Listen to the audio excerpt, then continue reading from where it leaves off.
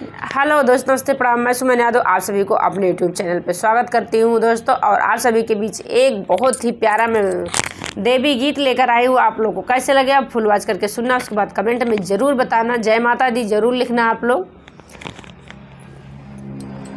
हरियर पेड़वा पे हरियर सुगना है बतावा सुगना हे बतावा सुगना मैया गईनी कवनी ओरिया है बतावा सुगना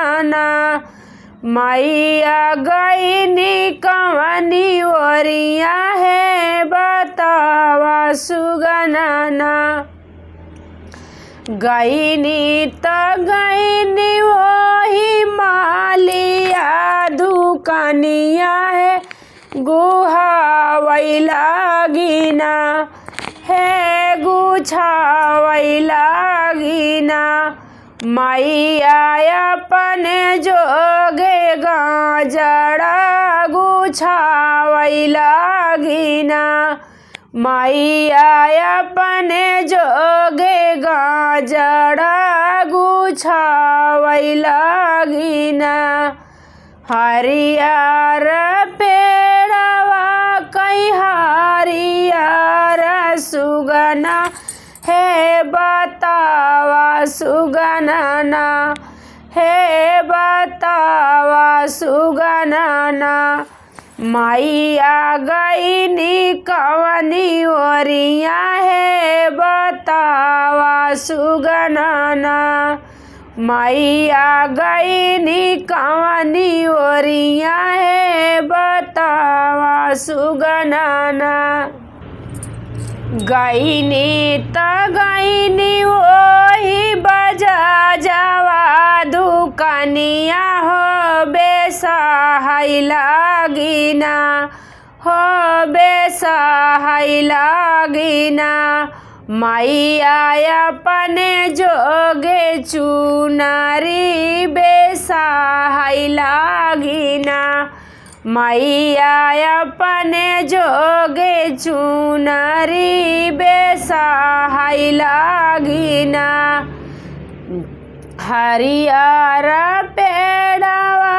कई हरियर सुगना है बतावा सुगना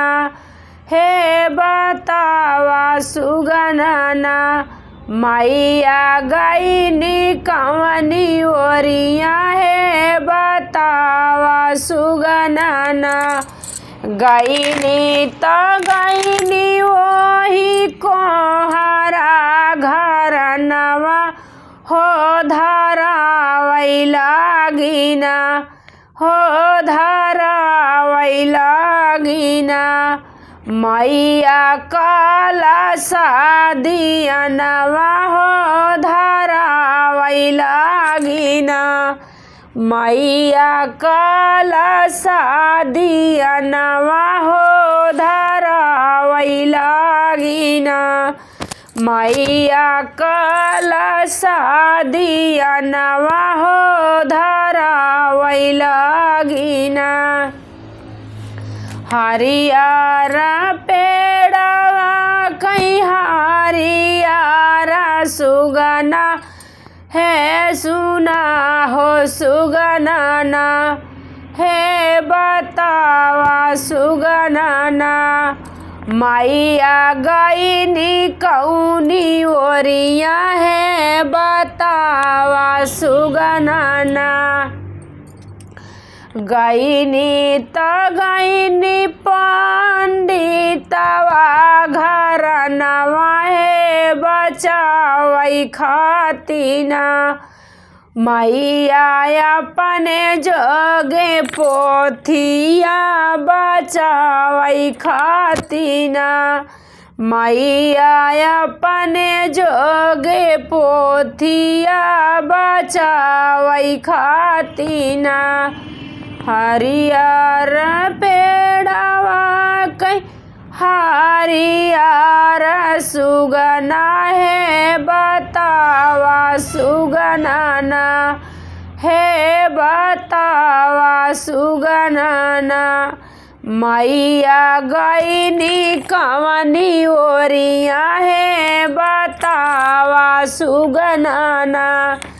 मैया गईनी कवनी ओरिया हे बतावा सुगनाना गईनी त गईनी ओहिया हीरा घर नवा हो धरावै लागिना हो धरावै लागिना मैया अपन खाती दाधिया धरावै लागिना मैया अपन खाती दाधिया धरावै लागिना। जय माता दी।